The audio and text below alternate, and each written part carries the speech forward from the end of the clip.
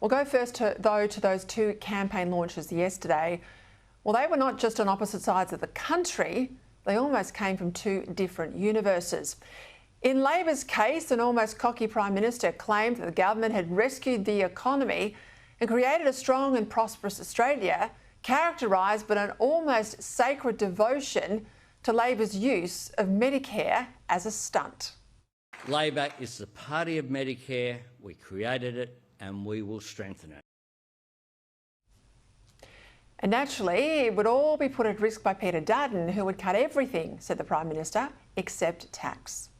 They have not learned, and Peta Credlin will never change. This is not a time to risk Australia's future by going back to the failures of the past. At the Coalition's launch, the opposition leader declared that living standards had never fallen so far, so fast, and pledged to deliver more affordable energy and more affordable housing, plus greater personal and national security. Australia, he said, can't afford another 3 years of Labor. Today, I announce a significant tax cut to help Australians. We're going to help with Labor's cost of living crisis. I will be a Prime Minister who restores the dream of home ownership. We must grow our economy so that we're more protected against external shocks. We must shore up our energy security so that we have an abundance of affordable and reliable power that we need for our future. In this campaign, as you know, both sides are pledging cost of living relief. Labor via its 70 cents a day tax cut in 15 months' time. The Coalition via its $14 a cut in fuel tax every time you fill up the tank. And yesterday, both campaigns almost echoed each other. Labor with an automatic annual $1,000 tax deduction for work expenses, no paperwork required, and the Coalition with a $1,200 tax offset for everyone earning under $144,000 a year. On both sides too, more on housing, with 5% deposits for first home buyers from Labor via a government-funded mortgage insurance scheme, and from the Libs, the tax deductibility of mortgage interest repayments for first home buyers too, on the first $650,000 of a mortgage, a little more in the city, and only if they buy a new built home.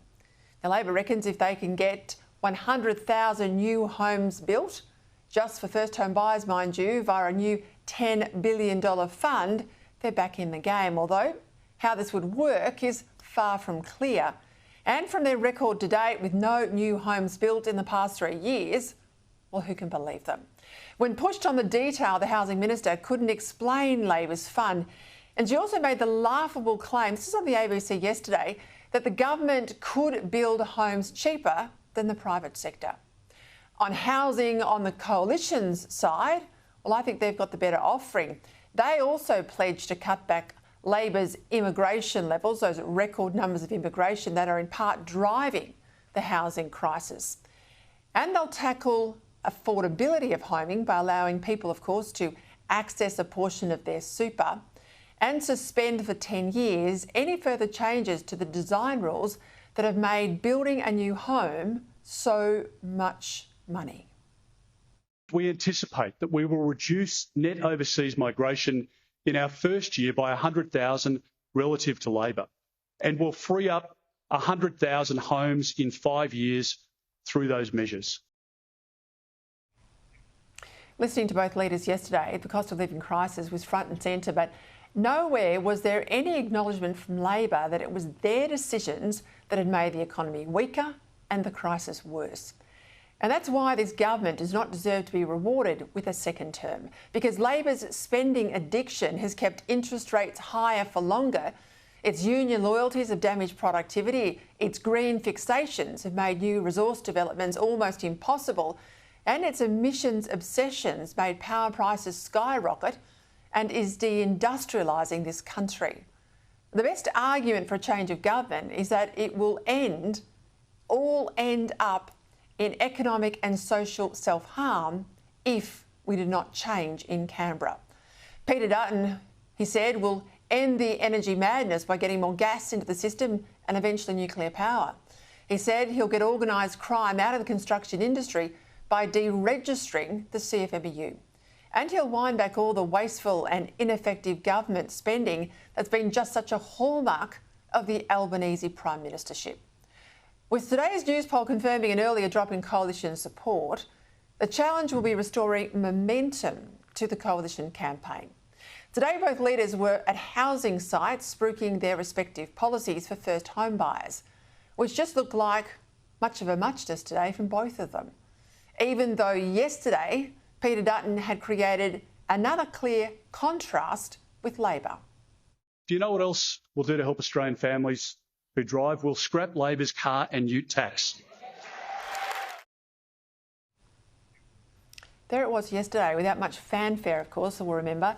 Labor had legislated high vehicle emission standards, which would force you to buy electric vehicles rather than the utes and SUVs that most Australians want.